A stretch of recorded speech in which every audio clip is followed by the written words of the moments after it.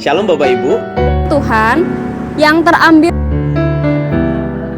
kebenaran firman Tuhan hari ini yang terambil Simbol SPP. Ada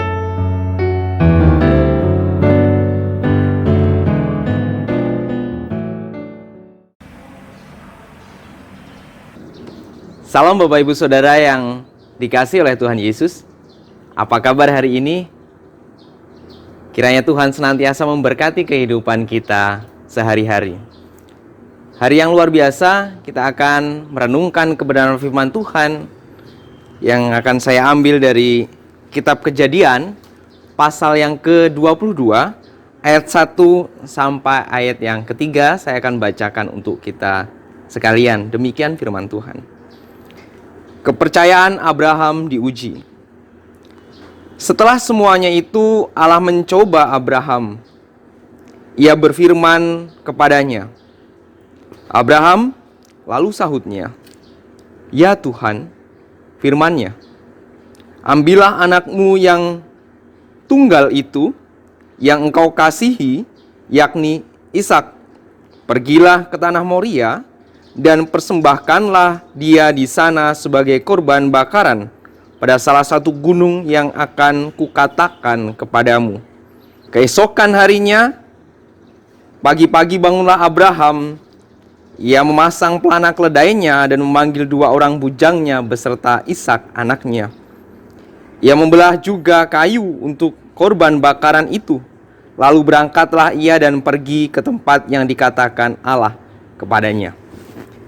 Bapak Ibu Saudara yang diberkati oleh Tuhan, saya akan memberikan judul renungan hari ini tentang yang paling berharga. Nah, kita belajar dari firman Tuhan hari ini, bagaimana yang paling berharga itu, yang dimiliki oleh Abraham, itu diminta oleh Tuhan. Begitu sangat berat sebagai manusia, kalau kita yang mungkin diperhadapkan dengan hal itu akan berat. Abraham berdoa sekian tahun. Tuhan berjanji kepada Abraham bahwa keturunannya itu akan sangat banyak. Seperti bintang di langit, seperti pasir di pantai. Begitu banyaknya keturunan. Tetapi sampai usianya sudah tua, Abraham belum juga memperoleh keturunan. Sampai kemudian usia Abraham 100 tahun, baru dia memperoleh keturunan. Dan ternyata setelah itu diminta oleh Tuhan. Yang paling berharga itu diminta oleh Tuhan untuk dikorbankan. Kalau kita, Bapak Ibu dan Saudara dan saya, punya barang berharga kemudian diminta oleh Tuhan, apa perasaan kita? Materi, jabatan, ternak, hasil bumi dan sebagainya. Ya mungkin itu tidak terlalu berat. Oh, saya masih bisa. Tetapi ini anak, Bapak Ibu Saudara. Anak yang dia tunggu selama puluhan tahun. Bukan waktu yang sebentar. Dan diminta oleh Tuhan untuk jadi korban.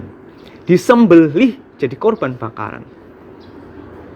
Tetapi Abraham menuruti kemauan Tuhan.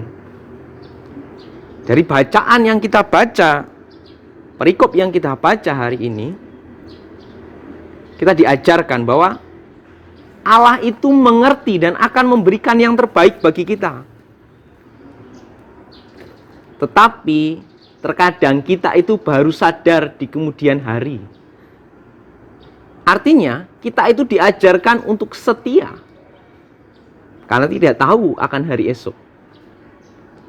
Kalau saat ini Bapak Ibu dan Saudara masih menantikan jawaban dari doa-doa yang Bapak Ibu Saudara naikkan, yang kita naikkan, percayalah bahwa Tuhan itu mengerti kita lebih dari kita mengerti diri kita sendiri. Dan Ia akan memberikan yang terbaik untuk kita. Jadi, poin yang pertama, taat dan setia. Selanjutnya Bapak Ibu, Dalam perikop ini Allah ingin menguji seberapa jauh seorang itu mampu bertanggung jawab atas apa yang ia doakan selama ini. Begitu luar biasanya yang dilakukan oleh Abraham. Tuhan ingin tahu seberapa bertanggung jawabnya Abraham terhadap doa yang selama ini ia naikkan. Berpuluh-puluh tahun dia berdoa untuk memperoleh keturunan. Dan Allah ingin tahu bagaimana tanggung jawab Abraham terhadap doanya itu. Apakah dia berdoa hanya untuk dirinya sendiri? Hanya ingin memperoleh keturunan? Karena kalau tidak memperoleh keturunan, akan dianggap sebelah mata. Atau dia berdoa itu untuk Tuhan. Dan ternyata Abraham menjawab apa yang menjadi keinginan Tuhan. Dia berdoa bukan hanya untuk dirinya sendiri. Sehingga ketika Allah ingin anaknya dikorbankan, maka Abraham memberikan itu. Jadi poin yang kedua, Bapak Ibu Saudara, ketika kita berdoa, jangan hanya untuk memuaskan diri kita sendiri. Jangan hanya untuk kepentingan pribadi kita, tapi ingat untuk memuliakan Tuhan. Kita ini kepunyaan Tuhan. Apapun yang kita miliki, maka itu adalah milik Tuhan.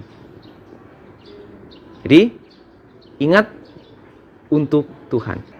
Abraham ini adalah salah satu yang dipanggil Allah untuk menjalankan misinya, misi Tuhan di dunia. Oleh sebab itu, Allah memperlengkapi Abraham dengan memberikan apa yang diminta, sekaligus menguji bagaimana Abraham bertanggung jawab dengan permohonannya.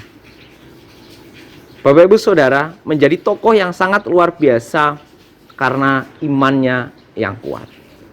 Sehingga Abraham disebut bapa beriman. Allah ingin tahu bagaimana pertanggungjawaban Abraham terhadap doanya, terhadap permohonannya. Allah memberikan jawaban dari doa-doa Abraham dan juga ingin tanggung jawab dari Abraham. Sungguh luar biasa Bapak Ibu Saudara. Kalau seseorang dipakai Tuhan, kalau seorang menyadari bahwa dirinya adalah kepunyaan Tuhan, ketika ia melakukan tugas dan tanggung jawabnya, ia sadar bahwa itu tanggung jawab dari Tuhan. Ketika kita melakukan pekerjaan kita, ini bukan semata-mata karena profesi kita semata. Bukan hanya tanggung jawab pekerjaan kita.